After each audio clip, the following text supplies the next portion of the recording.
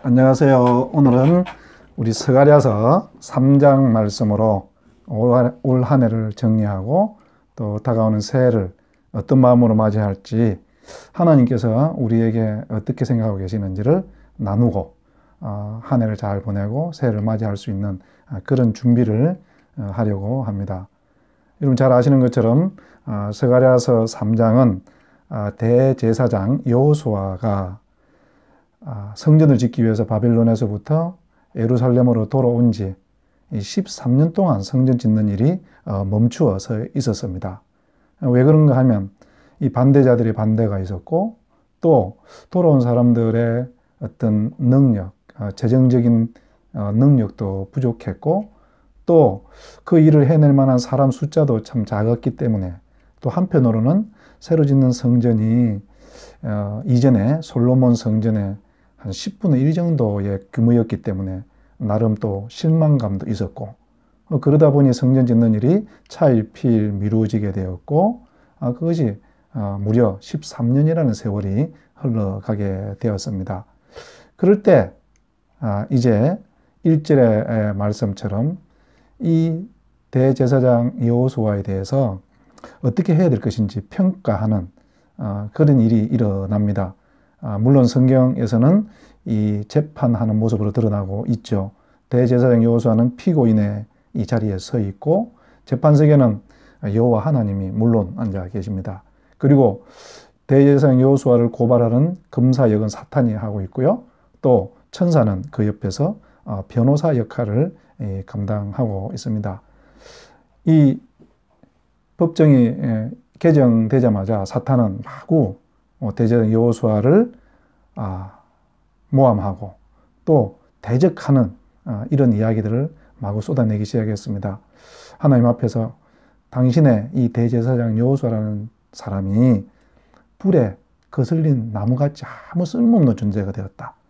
또 저는 그 제사장 옷을 깨끗하게 간수해야 될 터인데 이 똥이 묻는 더러운 그런 지경에 이르렀다. 이렇게 대제사장 여호수아를 하나님 앞에서 고발하면서 마치 욥기에서 그 사탄이 욥을 하나님 앞에서 이렇게 대적하듯이 대제사장 여호수아를 대적하고 있는 것을 보게 됩니다.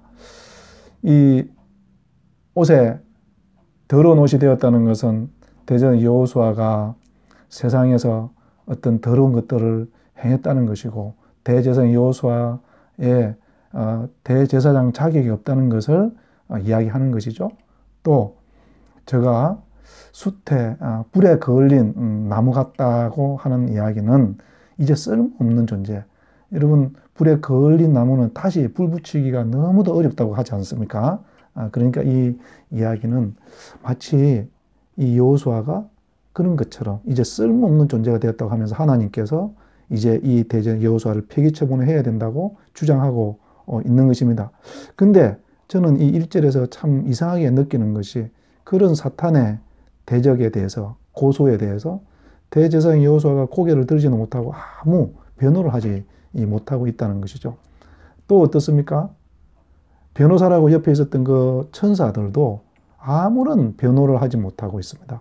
이것은 마치 우리 삶의 현실 가운데서도 우리가 좋아하고 어떤 존경하던 참 우리의 지도자였던 어떤 사람들이 검찰에 고소가 되고 고발이 되고 그래서 그것이 언론을 통해서 이런저런 혐의들이 발표될 때 어떻습니까? 검사는 그것을 이렇게 고발하지만 그를 존경했던 사람들, 변호 역할을 해야 될 사람들도 그에게 실망해서 아무 말도 하지 못하죠.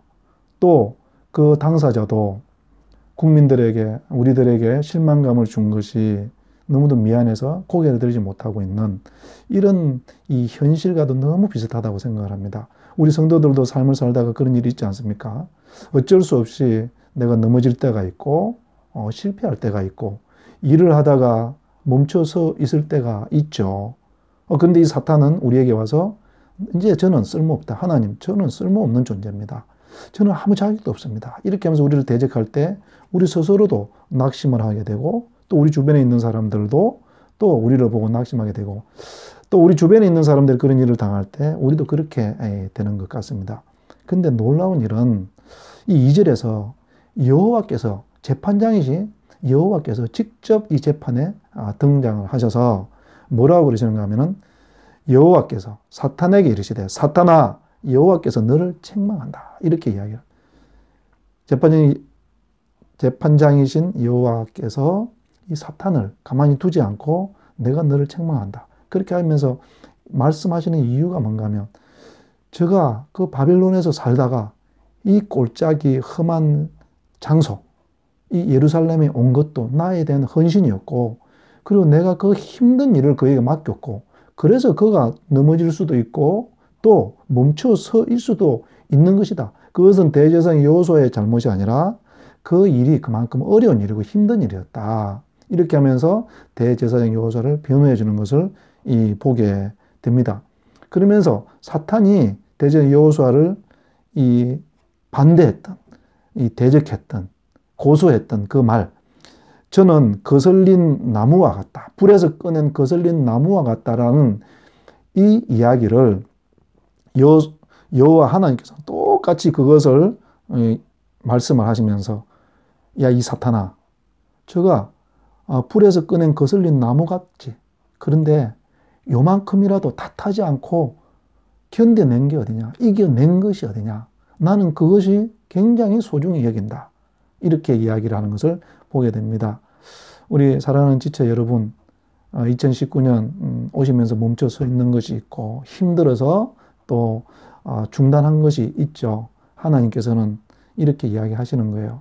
힘을 내라. 내가 그 일을 너에게 맡겼다. 그 일이 힘든 일이기 때문에 멈춰 있을 수도 있고 좀 중단했다가 할 수도 있다. 사탄은 우리에게 그렇게 이야기하죠. 너는 실패자야. 너는 더 이제 못해. 그렇지만 하나님은 아니야. 너는 더 할 수 있다. 또 사탄은 이 여호수아를 대제사장 여호수아를 보고 뭐라고 그랬는가 하면 마치 옷에 똥이 묻은 더러운 옷을 입고 있다. 이렇게 여호수아를 힐난했습니다. 그런데 하나님께서는 그것을 보고 천사에게 말을 합니다. 대제사장 여호수아의 옷을 갈아입혀라. 벗기고 더러운 옷을 벗기고 아름다운 새 옷을 입혀라. 이렇게 이야기를 합니다.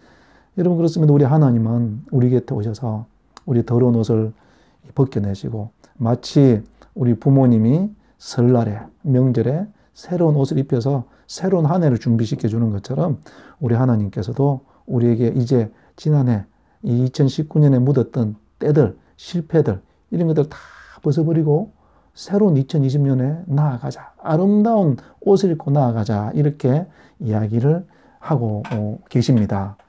이렇게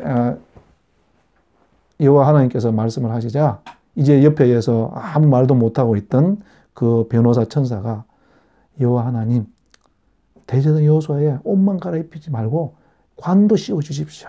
이거는 무슨 말이겠습니까? 관을 씌운다는 것은 대제사장으로서의 자격, 다시 그 사명을 한 번 더 주자 이렇게 이야기하는 것이죠.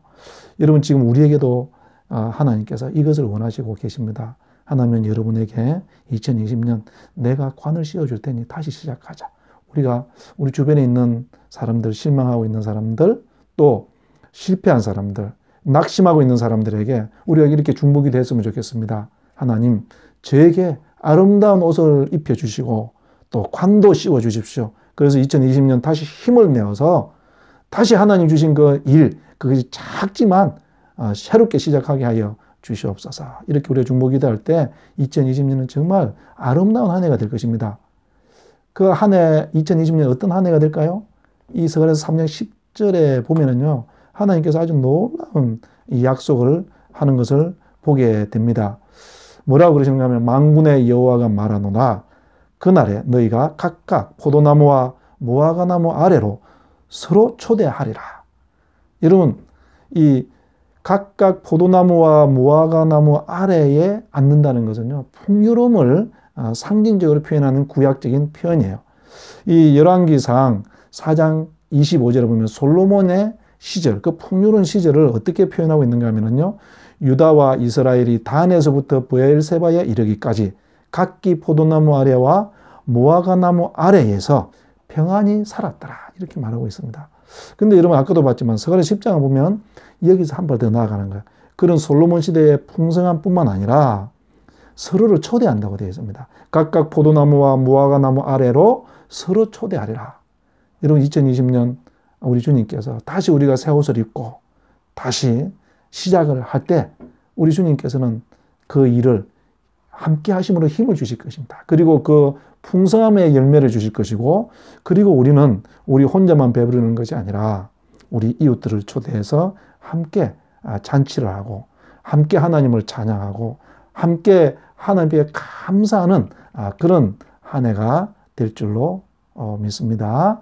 그래서 여러분 이제 2019년 한 해 여러 가지 일들에 매여 있지 마시고 2020년을 바라보면서 정말 자신감을 가지고 주님께서 나와 함께 하시니 내년에는 정말 내 무화과 나무와 내 포도나무 아래에 앉아서 풍성함을 누리고 내 자녀들과 내 가정이 그런 풍성함 속에 있고, 그리고 그것을 가지고 나만 축복을 누리는 것이 아니라 이웃에게도 나눠줄 수 있는 그런 한 해로 우리가 만들어가게 될 줄로 믿습니다. 감사합니다.